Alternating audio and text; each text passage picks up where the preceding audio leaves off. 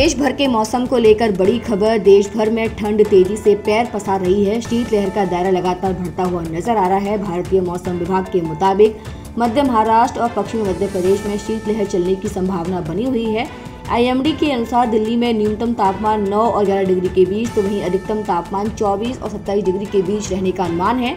21 नवंबर तक सुबह के समय ज्यादातर इलाकों में हल्की से मध्यम कोहरा छाया रहेगा।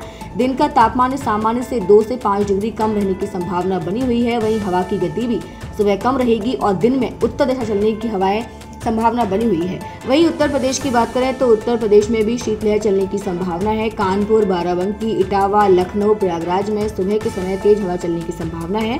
लखनऊ के अमौसी स्थित मौसम विभाग से मिली जानकारी के मुताबिक आज पूर्वी और पश्चिमी यूपी के कई जिलों पर हल्का और कोहरा छाया देखने की संभावना बनी हुई है। हालांकि दिन चढ़ने के बाद मौसम सामान्य हो जाएगा। वहीं मौसम विभाग के मुताबिक बनारस, मिर्जापुर, सोनभद्र, पीलीभीत, आजमगढ़, रामपुर, बरेली, शामली, सहारनपुर, मथुरा, मेरठ, आगरा, कन्नौज, इटावा, मैनपुरी, फिरोजाबाद, कानपुर, उन्नाव, हमीरपुर, ललितपुर, हरदोई, सीतापुर, फर्रुखाबाद, बहराइच, शाहजहांपुर और प्रयागराज में हल्के से मध्यम कोहरा छाए रहने की संभावना बनी हुई है।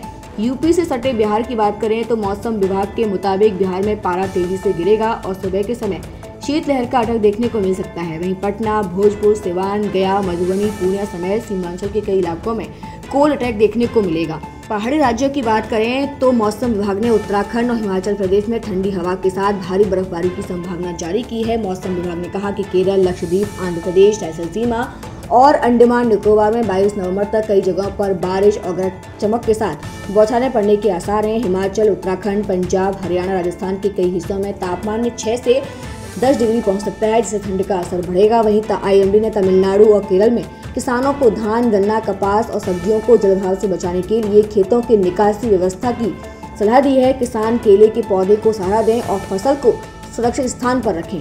वहीं अंडमान निकोबार में किसान पकी हुई फसलों को तुरंत कटाई कर दें और भंडारण के लिए सही जगह पर रखें। इसके अलावा मध्य प्रदेश, विदर्भ, छत्तीसगढ़ और तेलंगाना में ठंड से बचने के लिए किसान फसलों को हल्की सिंचाई दें और सब्जी, नर्सरी और नाजुक पौधों को पुआल या पॉलीशीट से ढकें। केले के गुच्छों पर प्लास्टिक लगाकर कवर कर दें। वहीं 23 नवंबर तक दक्षिण भारत के कई राज्यों में भारी बारिश की संभावना बनी हुई है। साथ ही मछुआरों को सलाह दी गई है कि वो समुद्र में न जाएं।